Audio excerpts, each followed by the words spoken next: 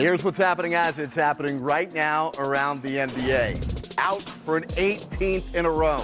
We'll hear from Luke Walton tonight ahead of tomorrow's Laker game, which again won't feature LeBron in uniform. 8-game Wednesday night. We'll take you live to New Orleans for the latest on Anthony Davis, plus an update from Boston where the Celtics won't have Kyrie this evening. As always, we're talking with the newsmakers and news reporters with opinion, perspective, and predictions. This is 10 Before Tip, presented by Ford.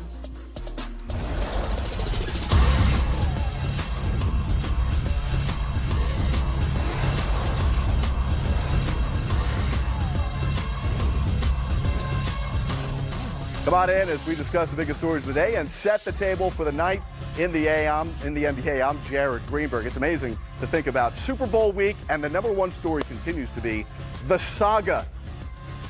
As Pelicans beat reporter Scott Kushner tweeted last night, it was stupefyingly bizarre to see Anthony Davis actively trying to help the Pels win a game from the bench a day after demanding out of New Orleans. Today, an ESPN report said Pelicans general manager Dell Demps isn't taking trade calls from other teams. One of those inquiring teams is presumed to be the Celtics. However, as you probably have heard once or twice by now, as long as Kyrie Irving is on the Boston roster, the Celtics cannot acquire AD before next Thursday's deadline. But you never know what Danny Ainge has up his sleeve, and never forget, this is the NBA, so things could get weird. Meanwhile, last night with AD in his finest turtleneck, Jahlil Okafor and Jrue Holiday led the Pels to a shocking road win in Houston. New Orleans is in the 12th spot in the West, 5 games in the loss column out of the 8th spot. But it's unknown if and when Anthony Davis will return. And it's what's happening right now, moments ago. Pels head coach Alvin Gentry. Not awkward at all. I think if you ask every guy in the locker room, they'll tell you the same thing. He's the same guy. He has to be traded, but he's the same guy. All of a sudden his personality didn't change, and all of a sudden everybody in the locker room, we don't feel differently about him at all. It's one of those things, and we'll have to manage it, as an organization, and he'll have to manage it, as an individual, and we'll get through the whole thing. Let's talk more about it with Brian Geltzeiler from Sirius XM NBA Radio. Geltzy, in moments, Scott Kushner is expected to join us live from New Orleans for some perspective on the comments made by Alvin Gentry. But as I mentioned, this whole situation is awkward, it's strange, and it's not going to end anytime soon, even once the trade line comes and goes and if Davis isn't dealt. Yeah, I don't think Davis is going to be dealt. If the Pelicans here, they need to play this out where they can invite as many bidders in the process.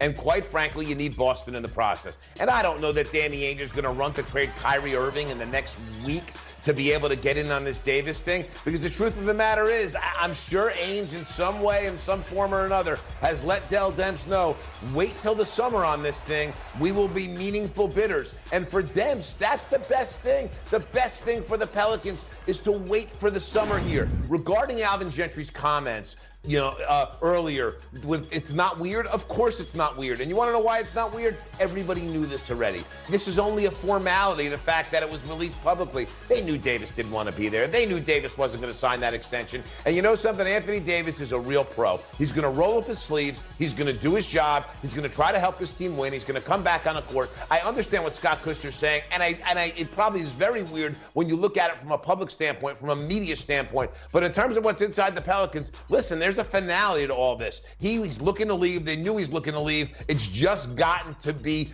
formal at this point and put out in public. That really, to me, is the only difference. And I think you'll see the Pelicans go about their business in much the same way for the rest of the season. Oh, but hold on, Geltzy, you can't go about your business the same way, because if you have Anthony Davis on the roster and he's healthy and can play, you're competing for a playoff spot. If this team doesn't have Anthony Davis, whether he's not healthy enough to play or he's off the roster, they're not competing for a playoff spot. So that's two different mentalities. I want to bring in Scott Kushner, who is now joining us from New Orleans, who just came from the Alvin Gentry press conference. Scott covers the Pelicans every day for The Advocate in New Orleans. And listen, we're talking about how awkward this could get.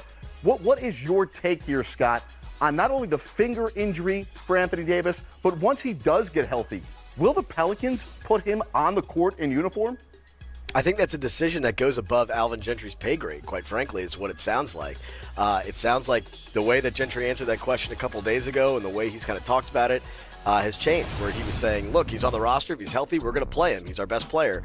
And now it kind of said tonight, like, I don't really know how to answer that.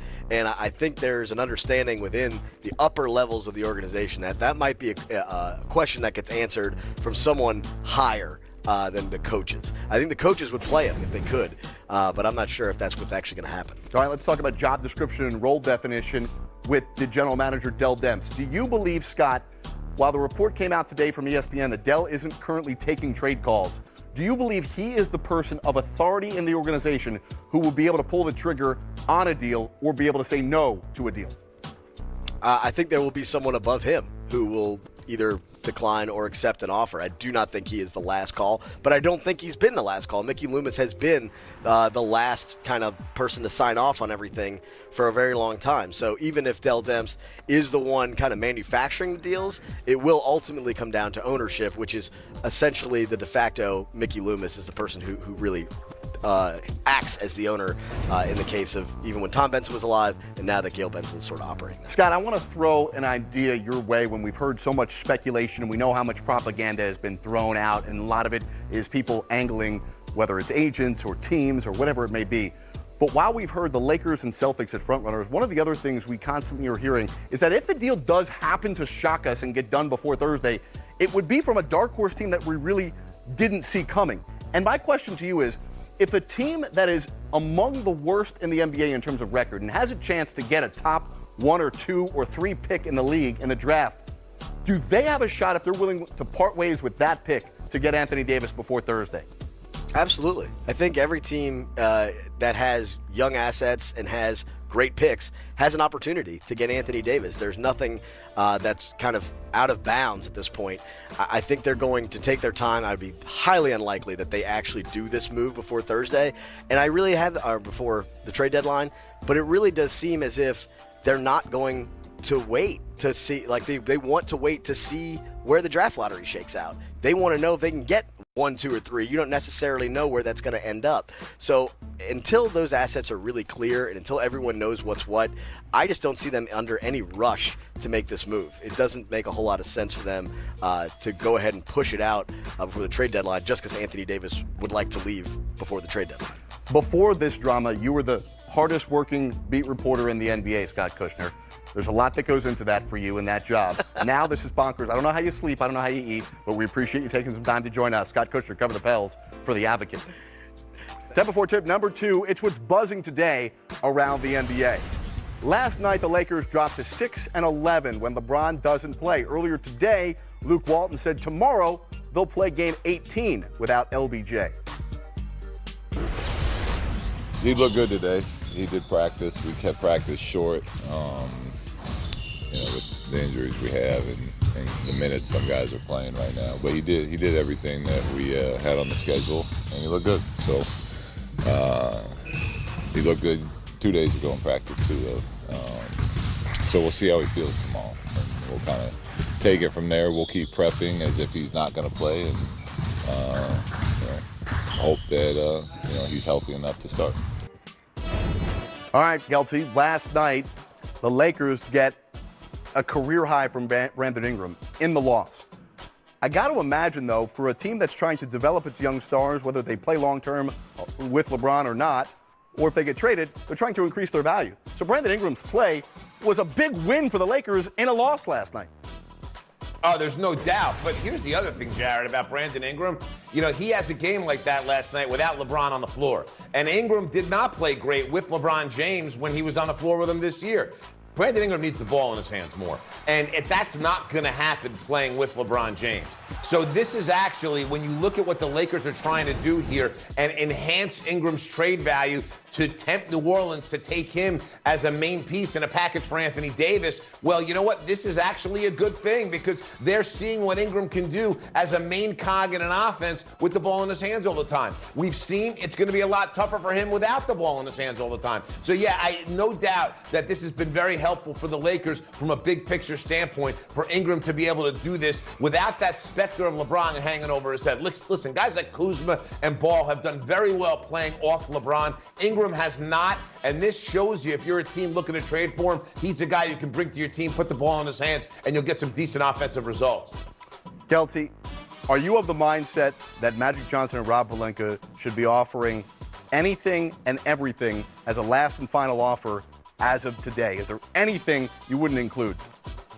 The freaking kitchen sink. And it's going to be really hard for them because they don't have draft considerations. Their draft picks are going to be ones that fall in the 20s. So that's not going to be enticing to the Pelicans. Players, players, players, and more players. You'll fill in around James and Davis. You want Davis? Don't get cute. Pony it all up, Jared. Brian Geltzeiler from SiriusXM NBA Radio. We'll get back to you in a moment. More to come on this live edition of 10 Before Tip, presented by Ford. We'll go live to Boston, where Gary Washburn will join us to talk about the Celtics, who are looking to continue their winning ways. They won't have Kyrie tonight. How serious is his hip injury? And how serious are they getting in trade talks?